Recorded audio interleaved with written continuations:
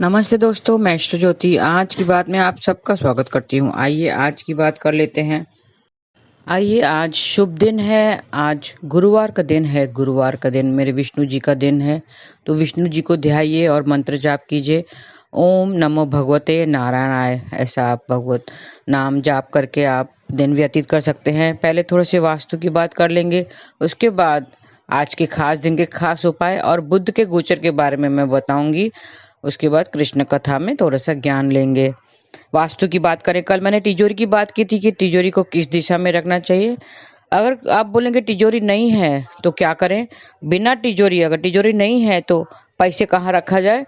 पैसे की दिशा उत्तर दिशा है, उत्तर दिशा में पैसे रख सकते हैं। इससे आर्थिक स्थिति में सुधार आता है। कमरे की उत्तर दिशा में पैसों के लिए जगह बनाएं। ये थी वास्तु की बातें। अब द्वितीय तिथि आज रात 12:55 तक रहेगी और आज दोपहर 1:25 से कल सुबह 10:16 तक वृद्धि योग रहेगा। काम में बढ़ोतरी के लिए वृद्धि योग बहुत अच्छा है। नाम से ही आप जान जाएंगे कि वृद्धि होगी, कामों में सफलता भी मिलेगी। आज सुबह 9:35 के बाद पूर्व आषाढ़ नक्षत्र लग जाएगा। इसका स्वामी शुक्राचार्य है और जल की उपासना होती है इसमें। आज जल के व्यर्थ उपयोग से वरुण देव का दोष लगता है, तो जल को व्यर्थ में मत गवाइए आज। और इनका प्रतीक चिन्ह हाथ के पंखे को माना जाता है और इनका संबंध जल वेतस के पेड़ से बताया गया है। जल वेतस मतलब केन, इंग्लिश में केन बोलते हैं। तो आज उनकी उपासना करनी चाहिए और उसे किसी प्रकार की नुकसान नहीं पहुंचाना चाहिए। और बुद्ध के बारे में बता दूं, मैंने कल बताया था 13 दिसंबर की दोपहर 12:40 पर बुद्ध धनु राशि में वक्री हो चुके हैं। 28 दिसंबर की दोपहर पहले 11:27 तक ये वहीं गोचर करते रहेंगे। तो 28 दिसंबर तक आपको वाणी का बहुत ध्यान से उपयोग करना है। बुद्ध का सीधा प्रभाव दिमागी मेहनत करने वाले कामों पे पड़ता है, क्योंकि बुद्ध बुद्धि का कारक है, वाणी का कारक है, कम्युनिकेशन का कारक है। तो आपको अपनी वाणी वगैरह कम्युनिकेशन अच्छा रखना है और किसी से झगड़ा वगैरह नहीं करना है। गाली गलौज तो बिल्कुल भी नहीं देना, नहीं तो बुरा असर पड़ेगा। और इसका प्रभाव मुख्य रूप से गले और कंधों पर रहता है। गले और कंधे, तो गले में कुछ खराश वगैरह, थायराइड वगैरह है तो उसका इलाज करा लें। और कंधों के पीछे जो है दर्द होता है, जो स्पाइनल कॉर्ड का ऊपर का भाग है उसको दर्द होता है, तो थोड़ा सा पेन अगर है तो उसमें आप इलाज कर लें, क्योंकि हो सकता है अगर बुरे भाव में बैठा हुआ है बुध तो उसका बुरा परिणाम मिलेगा। आइए थोड़ा बुध के बारे में विस्तार से जान लेते हैं। सौर मंडल में सबसे छोटा ग्रह बुध है। बुध ग्रह को ग्रहों का राजकुमार माना जाता है। बुध ग्रह सूर्य के सर्वश्रेष्ठ निकट है। बुध ग्रह की बुद्धि का देवता माना गया है। यह काल पुरुष की कुंडली में मिथुन और कन्या राशि पर बुध ग्रह का अधिकार है। यह कन्या राशि में उच्च का और मीन राशि में नीच का होता है। उच्च और नीच क्या होता है? उच्च मतलब अगर कन्या राशि में है वो अच्छे परिणाम देगा, अगर मीन राशि में है वो बुरे परिणाम देता है। और यह उत्तर दिशा का स्वामी है। सूर्य व शुक्र इसके मित्र हैं, लेकिन मंगल और चंद्रमा से वह शत्रुता रखता है।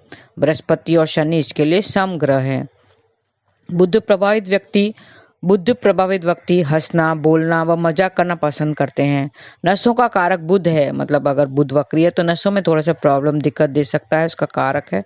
बुद्ध सफल व्यापार करने की क्षमता प्रदान करता है, क्योंकि बुद्धि का कारक है। बुद्ध त्वचा का प्रतिनिधित्व भी करता है। त्वचा, स्किन डिजीज वगैरह भी बुद्ध से होती हैं। बुद्ध ग्रहण करने की क्षमता है। बुद्ध ग्रह व्यक्ति को किसी भी परिस्थितियों में ढलने की कला देता है। व्यापार, बहन, बुआ, अकाउंट्स, गणित, ज्योतिष विद्या बुध के ही निहित है। बुध ग्रह अपने गुणों के साथ साथ जिस ग्रह के साथ बैठता है वो उसका ही फल प्रदान करता है। मैंने कहा था कि वो अकेला खतरनाक होता है, बुरे फल देता है, लेकिन किसी के साथ में अगर बैठा हो तो वो उसी का फल प्रदान करता है। ये छोटा सा ग्रह है लेकिन तेज गति का ग्रह है, तेज तर्रार है ग्रह है। राहु और मंगल इसकी राशियों के कारक व उच्च के होते हैं। सूर्य ग्रह सबका सबसे प्यारा बच्चा बुध है, ज्योतिष में 27 नक्षत्रों में से बुध को अश्लेषा, ज्येष्ठा और रेवती नक्षत्र का स्वामी कहा गया है। ऐसे लोग जिसका बुध बली है वे संवाद और संचार के क्षेत्र में सफलता प्राप्त करते हैं। बुध से प्रभावित जातक हास्य विनोद प्रिय होते हैं। ऐसे लोग बुद्धिमान, कूटनीति और राजनीति कुशल होती है। इसके शरीर में नसें साफ झलकती हैं। बुध ग्रह शिल्प कला और हुनर का पारखी बनाता है। स्वग्रही होने पर कवि, मूल त्रिकोण में ऐश्वर्यशाली, मित्र ग्रह होने पर उन्नतशील तथा नीच राशि में बंधुओं का विरोधी व शत्रु राशि पर होने पर अभिचारी और दुखी बनाता है। बुध काव्य, पठन, पाठन, लेखन, कार्य, साहित्य, सलाहकार, पत्रकार, अकाउंटेंट, वकील आदि भी बनाता है। यह बहुत बोलने वाले होते हैं। खेलों में इनकी विशेष रुचि होती है। बुध एक तीव्र चलने वाला ग्रह है। बुध प्रधान जातक जल्दी ग्रहण कर लेते हैं और बौद्धिक रूप से प्रगतिशील होते हैं। बुध ग्रह को पुरुष व नपुंसक ग्रह भी माने जाते हैं। बुध के प्रभाव से व्यक्ति में हर कार्य में जल्दी करने की आदत देखी जाती है। बुध मामा और मात्र कुल के संबंधित का भी कारक है। गोद ली हुई संतान बुध के अंतर्गत ही आती है। बुध ग्रह सूर्य के साथ ज्यादातर देखा जाता है। वो ज्यादातर सूर्य के साथ ही बैठा होता है, तो सूर्य के साथ वह बुध आदित्य योग बनाता है। यह सूर्य से या तो एक घर आगे या एक घर पीछे रहता है। बुध सूर्य के साथ अस्त अवस्था में ही रहते हैं, लेकिन अस्त होने पर भी इसका प्रभाव में कोई विशेष अंतर नहीं रहता। तो ये थी बुध की बातें। क्योंकि बुध वक्री हो गया है अभी, तो थोड़ा सा ध्यान आपको स्किन डिजीज वगैरह, जैसे मैंने बताया था, नसों पर वो प्रभाव डालता है, कंधों पर डालता है और गले पर इसका प्रभाव होता है। तो ये थी बुध की बातें, आज की बात। और आइए कृष्ण कथा में हम जान लेते हैं कि हम गोपी गीत के बारे में बात कर रहे थे। उसमें हम चर्चा कर रहे थे कि महात्मा कौन होता है। महात्मा महान आत्मा होते हैं, जो ईश्वर के करीब रहकर महान आत्मा बन जाती है, वो महात्मा। गोपियां भी ऐसी ही थी, जो ईश्वर से 1 इंच भी नहीं हिलती थी। उठना, बैठना, बोलना, चलना, सर्व काम उनका कृष्ण के लिए ही होता था। वो कहती हैं, मेरे हाथों में कृष्ण है, मेरे बाहों में कृष्ण है, मेरी आंखों में भी कृष्ण है, मेरे कानों में भी कृष्ण है। इनका मतलब है कि जो वो कार्य करती हैं वो कृष्ण के लिए ही करती हैं, जो कुछ बोलती हैं वो कृष्ण के लिए ही है, और जो भी वो सुनती भी हैं वो कृष्ण कथा भी सुनती है। उनका जीवन सर्वस्व कृष्ण के लिए ही बना है। कृष्ण ने उन्हें वियोग दिया था, थोड़ा सा वियोग उनको मिला था समय के लिए, थोड़ा से समय के लिए उसने वियोग दिया था। भगवान मुनि की रक्षा करने के लिए गोपियों को विरह देकर गए थे।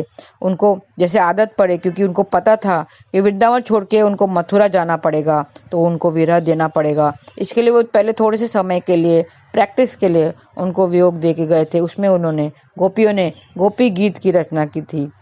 गोपी गीत उनके विरह के बारे में, विरह में जो गीत गाया था उनको गोपी गीत कहते हैं। उनको विरह देना पड़ा था।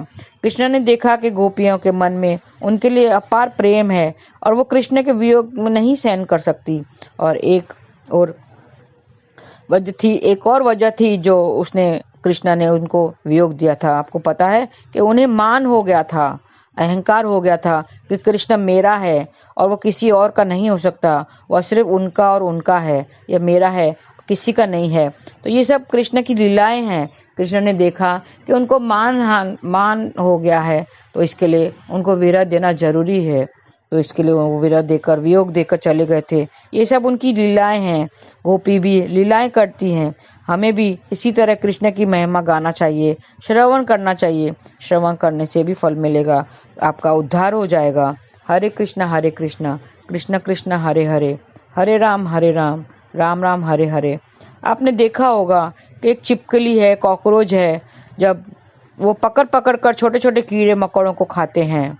हाँ, छिपकली और कॉकरोच जैसे जीव छोटे छोटे कीड़े मकोड़े, चींटियां वगैरह को खाती हैं, मच्छरों को खाते हैं। मगर जब यही छिपकली, यही कॉकरोच जब मर जाती हैं, तो उनको सारे कीड़े, सारी चींटियां उनको काटती हैं और उन्हें पकड़ कर खाती हैं। ये सब समय का ही खेल है। पहले छिपकली उनको खाती है, फिर उनके बाद वो उनको खा लेते हैं। तो ये सब समय का खेल है। तो हमें भी समय को समझकर अपना कार्य करना चाहिए, अच्छे कर्म करना चाहिए, ताकि हमारे सारे दुख दर्द दूर हो जाए और हम भी श्री चरण कमलों में पहुंच जाएं। वैसे तो सुख दुख तो आते ही रहते हैं, सुख दुख जीवन का खेल है। जैसे दिन और रात, सुबह और शाम, रात आती है, अंधेरा छा जाता है, लेकिन हमें घबराना नहीं चाहिए। रात से हमें घबराना नहीं चाहिए। रात तो आराम के लिए होती है, लेकिन हमें पता होना चाहिए कि रात के बाद एक नया सूरज निकलेगा, नया प्रकाश आएगा, नई किरणें आएंगी, वो उजाला करके जाएंगी। तो हमारे जीवन में भी अगर दुख आते हैं तो हमें ये यकीन होना चाहिए कि ईश्वर दुख भी ज़्यादा दिन तक नहीं देगा, उसके बाद में नया प्रकाश, नए सवेरा जरूर आएगा। तो इसी आशा के साथ, क्योंकि आज जो हम दुख भोग रहे हैं वो पिछले जन्म का, पिछले कर्म हमें आ रहे हैं जो हमें दुख भोग रहे हैं। लेकिन आज जो हम करेंगे वो हमारा कल उस पर निर्धारित होगा।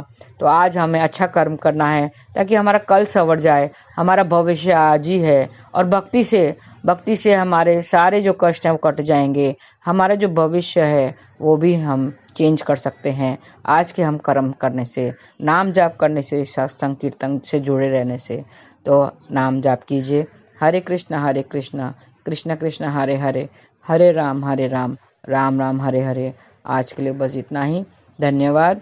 आप मुझे अच्छा लगे, ये कृष्ण कथा अच्छे लगे तो उनको लाइक ज़रूर कीजिए, शेयर कीजिए, दूसरों को फॉरवर्ड कीजिए, ताकि वो भी थोड़ा सी कृष्ण कथा का लाभ उठा सकें। और अभी तक आपने अगर सब्सक्राइब नहीं किया है तो सब्सक्राइब ज़रूर करें, ताकि मेरे आने वाले नोटिफिकेशन आपको आसानी से मिल सके।